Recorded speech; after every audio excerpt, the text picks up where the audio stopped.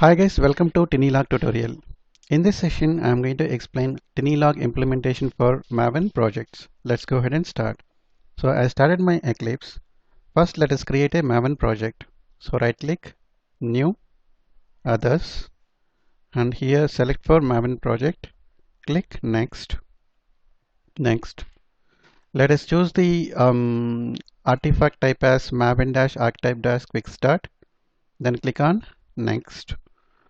And group ID com.siva java techie.tinylog and artifact ID I am giving as demo and click on finish.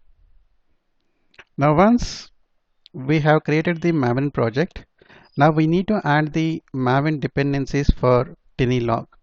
Now let us go to the TinyLog org website, and based on the implementation for the Java or Kotlin or the Scala language, you need to choose the correct Maven dependency for the TinyLog. Now I am implementing this TinyLog for Java project, so we need to add these Maven dependencies in the pom.xml file. So just copy this dependency and then go to the pom.xml and here add one for the TinyLog API and one more dependency we need to add for TinyLog IMPL jar file. So I added these two dependencies in the pom.xml file. Now if we go to the Maven dependencies, then these two automatically got downloaded from the Maven central Maven repository. For example, if you are implementing this TinyLog for the Kotlin, then you have to add these two dependencies in the pom.xml.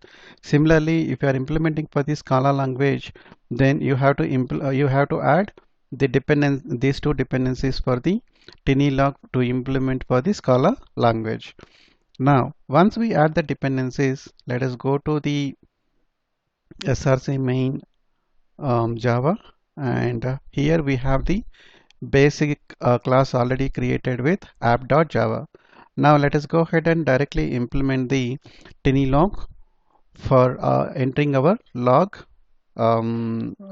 entries to the console. Now in order to implement, we can directly use the static methods to we can invoke the static methods to implement the logging. So logger dot info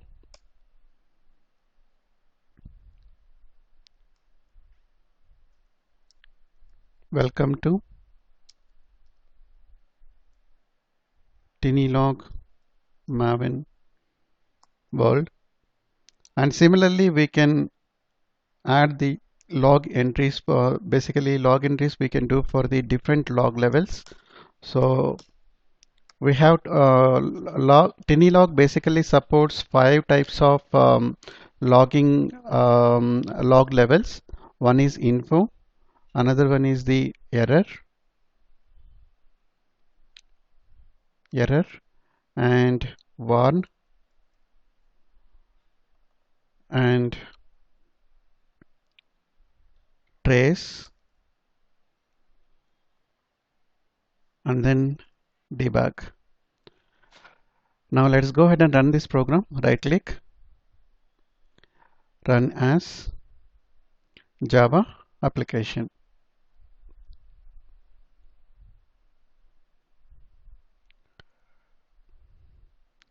Okay, so if we see here, it able to basically log all the levels of the log onto the console.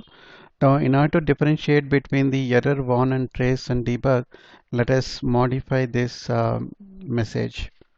So this is error log level, and similarly, let us change the description for the warn,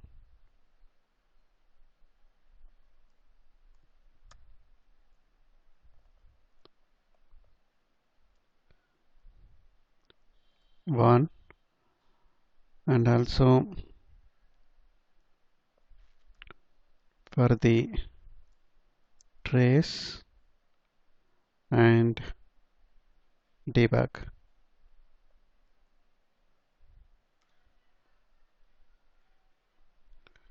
Okay, debug.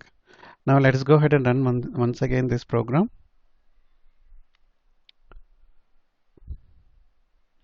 Now if you see here, basically whenever TinyLog writing the log information to the console, it uses basically two types of these streams.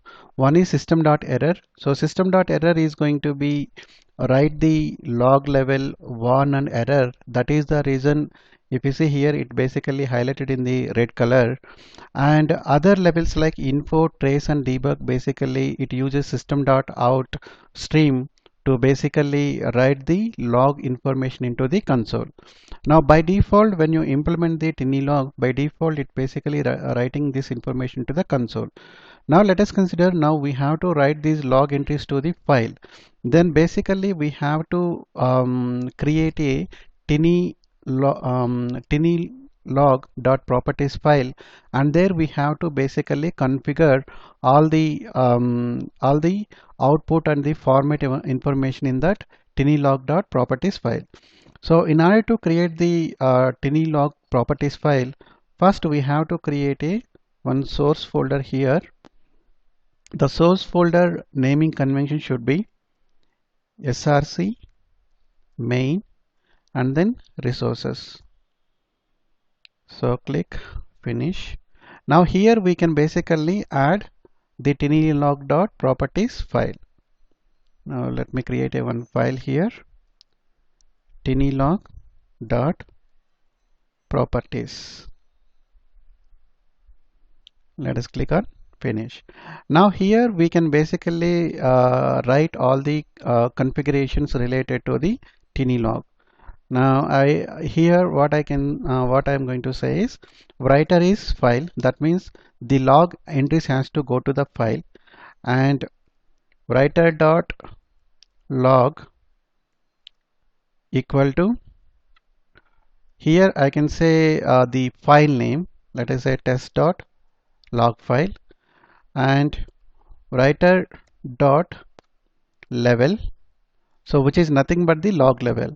If I say here info, then it should able to print the info one, and also the lower level information it automatically prints it.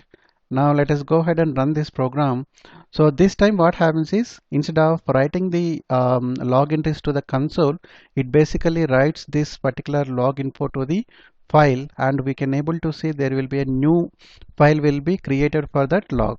So right click, run as Java application. Now so it says there is a file writer illegal exception, file name is missing for the writer. One second. So let us go to the TinyLog here, writer dot file. Okay, so let's go to this program and run again. It able to write this log into the file. Now just refresh it. Then we can see test dot log, and here it basically printed as we given the log level to info. So it printed info, error and one level log entries in this particular file. Now let us say I want to write for both the console as well as for the log. Then we can change this configurations to, that means we can write one more configuration here, that is writer 1 equal to console and writer dot level equal to, this time I am giving error.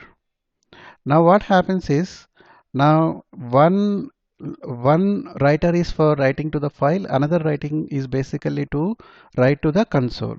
Now when I run this particular program again, now we should able to see the TinyLog writes this log information to the console as well as for the file. Now as I have given for the console, I set the log level as an error, That's the reason only error level information it able to display here. But when you go to the test.log file, then you can see it has able to print the info, error and warn, because the log level for this writing to the file is set to the info mode. So this is the basic level of configuration and how you can work with the Maven. In the next session, I'm going to explain different configurations, how you can format the display output of the log entries into the file in the next session. Thanks for watching. Have a nice day.